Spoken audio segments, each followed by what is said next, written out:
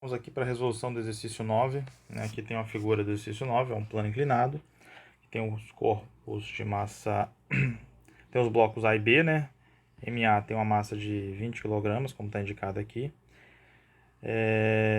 Esse bloco A está sobre um plano inclinado, cuja inclinação, o seno do ângulo,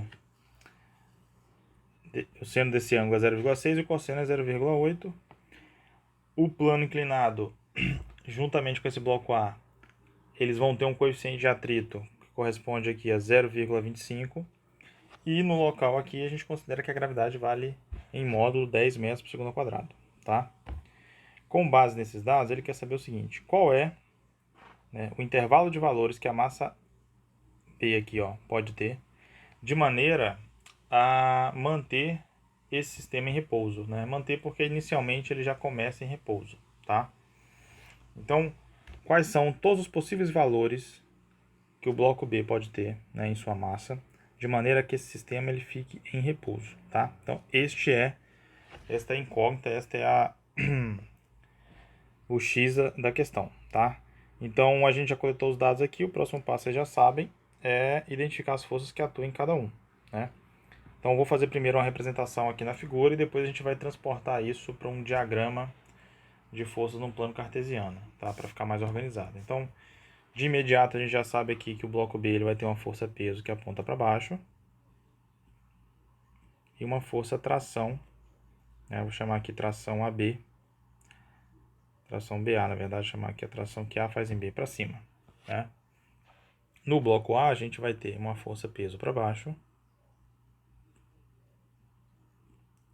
a gente vai ter uma força normal aqui, como consequência aqui do contato que o bloco A faz com a superfície do plano inclinado, vou chamar aqui normal A, NA. A gente vai ter uma tração aqui, ó, que eu vou chamar de tração AB. E a gente vai ter um atrito, né, uma força de atrito. E aí fica a questão. Essa força de atrito, ela vai apontar em que sentido? Né? Ela vai apontar aqui, ó, na mesma direção e sentido da tração, ou ela vai apontar na direção e sentido oposto à tração, né? A resposta é depende. Depende da onde o bloco A tende a se mover, né? Se o bloco A ele tende a subir, a força de atrito então vai apontar no sentido negativo, vamos colocar assim, né? Seria esse sentido aqui. Se o bloco A tende a subir, se o bloco A tende a subir, a força de atrito apontar como está indicado aí. Se o bloco A ele tende a descer, então minha força de atrito apontaria para cá, certo? Então, como é que a gente sai desse impasse? Primeiro a gente faz o seguinte, a gente vai escolher uma direção para essa força de atrito, né? Então, vamos analisar primeiro o caso em que o bloco A tende a subir, portanto, a força de atrito ela vai apontar nesse sentido. Vou apresentar aqui. Ok? E aí a gente vai chegar a uma resposta. Depois a gente vai voltar e vai analisar o caso oposto, né, que a força de atrito aponta no sentido da tração AB. Ok? Então, essa é a representação que a gente faz das forças, né? Na figura, vamos agora representar isso dentro de um diagrama, né, que é o plano cartesiano.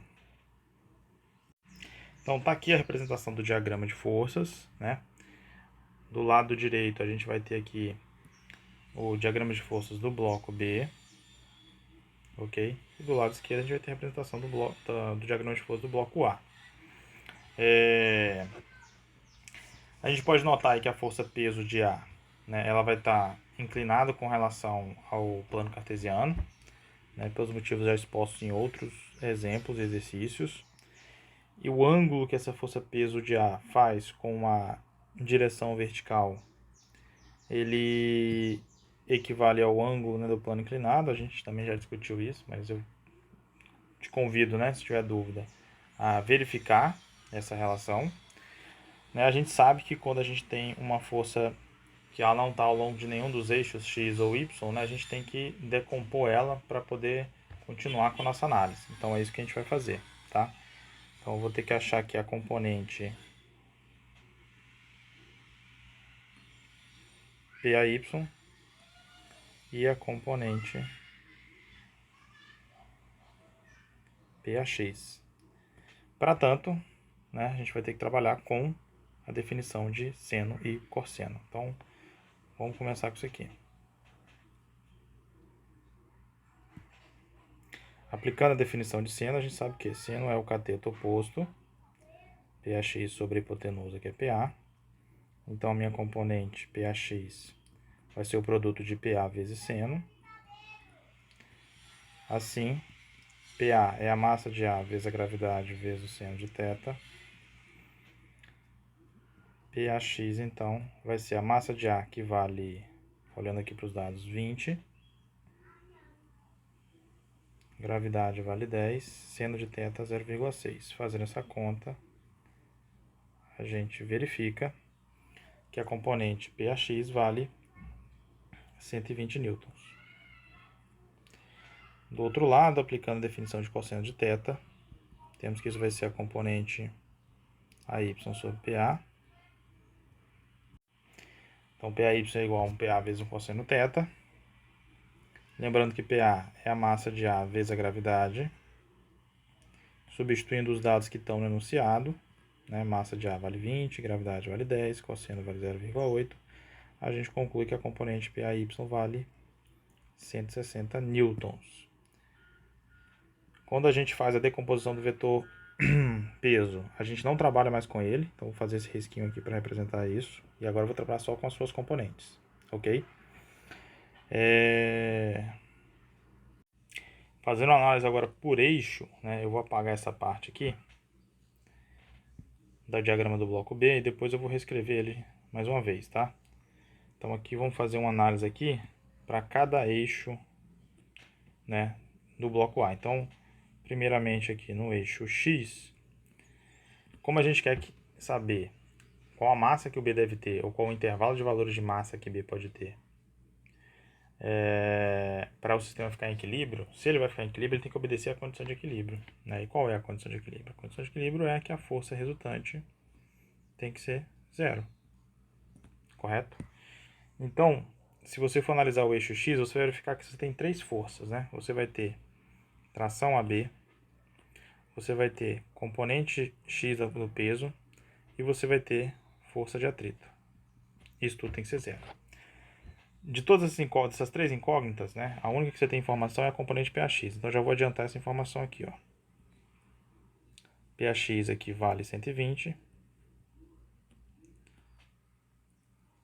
FAT ainda é uma incógnita. Depois a gente vai discutir essa FAT. Já posso pegar esse resultado aqui, ó, e escrever ele assim. Tração AB é igual então a 120 mais FAT. Guarda essa expressão. Vou chamar ela de equação I, certo? Analisando agora o eixo Y vai seguir a mesma lógica, né?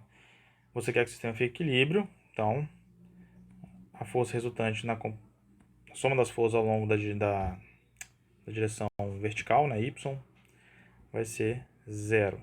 Se você analisa o diagrama de força, você vai verificar que você tem duas forças atuantes ali, né? PAY e a normal de A. Então, de imediato, a gente já consegue concluir que a normal de A vale um PAY e, portanto, a normal de A vale 160 newtons. Guarda essa informação, que eventualmente a gente vai ter que usar ela. Vou chamar esse espaço aqui de equação 2, tá? Feita essa análise, agora a gente vai fazer a análise do bloco B, tudo bem? Então, vou redesenhar o bloco B aqui, o diagrama de forças dele, né, para a gente poder complementar aqui o nosso estudo. Então, tá aqui o diagrama de forças no bloco B, né? Só tem um eixo para ser analisado, é a direção vertical dele. Então, de imediato, ele também tem que obedecer. A gente quer saber, né, as possíveis massas que o bloco B pode ter de maneira a manter o sistema em equilíbrio. Isso indica então que a soma das forças tem que ser zero, tá? Então a força resultante ao longo da direção Y aqui, né, vertical, vai ter que ser zero. Então aqui a gente conclui que a tração vai ter que ser igual ao peso de B. Tração BA é igual então a massa de B vezes a gravidade. Lembrando que o valor da gravidade foi fornecido, então isso aqui, tração BA, vale 10 MB. essa equação resultante eu vou chamar de equação 3. E aqui a gente verifica o seguinte. Minha equação 3 é a tração que o bloco A faz em B. Se eu volto aqui, ó, minha equação 1, I, né? É a tração que o bloco B faz em A. A gente sabe, né, já de conteúdos anteriores, que num processo de interação de um corpo com outro, essa interação, seja por contato direto, seja intermediado por uma corda, um fio, corrente ou por um campo, né? Num processo de interação de um corpo para o outro, um faz força no outro de mesmo valor, mesma direção, porém em sentidos contrários, né? Então, nesse sentido, considerando a pole ideal e aplicando a terceira lei de Newton, eu posso afirmar que a tração AB aqui ela é igual à tração BA aqui. Então, essa informação é a chave para conectar essas equações que vai levar a gente para a resposta do problema, tá? Então, vou escrever isso aqui. Então, eu coloquei assim: considerando a pole ideal e aplicando a terceira lei de Newton, concluímos que... Então, em uma equação a gente vai ter o seguinte. Concluímos que, né, a tração de AB é igual à tração BA. A tração AB é 120 mais FAT, certo? Então aqui, ó, 120 mais FAT. E a tração BA, a gente acabou de encontrar aqui, né? É 10 MB. Aí aqui é o seguinte. Minha massa MB isolando ela, eu vou encontrar que ela vai ser, então, 12 mais a FAT, que divide 10. Então, ou seja, o valor da minha massa do bloco B, ele vai ser dependente do valor da minha força de atrito. Como a gente quer que o sistema ele fique em repouso, então o atrito que atua entre o bloco A e a superfície inclinada vai ser o atrito estático. E sendo o atrito estático, a gente sabe que o atrito estático ele tem um valor que varia de 0 até um valor máximo. E como é que a gente calcula esse valor máximo? Se você se recordar, a força de atrito estático máxima ela é o produto do coeficiente de atrito estático vezes a normal. E a normal a gente calculou e está aqui, ó, né? Essa é a normal que a superfície inclinada faz sobre o bloco A. Vale 160. Então, pegando essa informação aqui, a gente tem então que minha força de atrito estático máximo é 0,25 vezes 160. Isso vai me dar um resultado de 40 newtons. Então, o que significa isso? Significa que a minha FAT ela vai ser maior ou igual a 0 e menor ou igual a 40. Então, minha força de atrito estático vai variar de 0 até 40 newtons. 40 newtons é o limite que garante que o sistema fique em equilíbrio. Acima disso, né, o bloco A vai deslizar, seja para cima ou para baixo, né? Então, aqui agora começa a fazer sentido porque ele fala intervalo de valores, né? Porque tem mais de um valor possível para manter o sistema em equilíbrio, né? Se a gente faz aqui uma tabelinha, olha só. Quando a minha FAT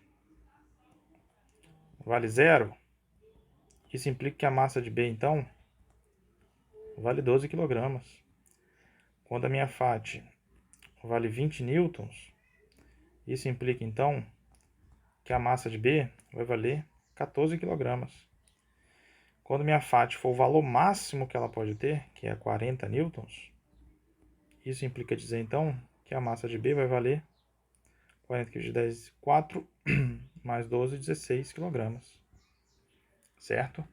Então, ou seja, de 12 até 16 kg você garante que o sistema fique em equilíbrio para o caso que a gente fez todo esse raciocínio, considerando que o bloco A, vou voltar aqui em cima para você poder relembrar, considerando que o bloco A está subindo e não, nesse sentido, minha força de atrito ela tende a apontar com essa orientação que está indicada aí.